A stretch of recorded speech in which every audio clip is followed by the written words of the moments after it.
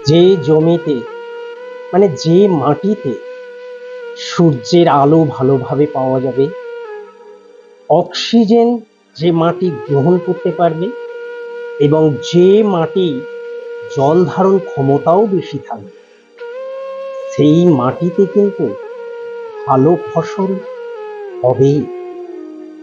আর যে মায়ের মধ্যে থাকবে সততা, ভালোবাসা, ভক্তি, নিষ্ঠা, সেই মায়ের গর্ভ থেকেও কিন্তু সুন্দর ফসল উৎপন্ন হবে।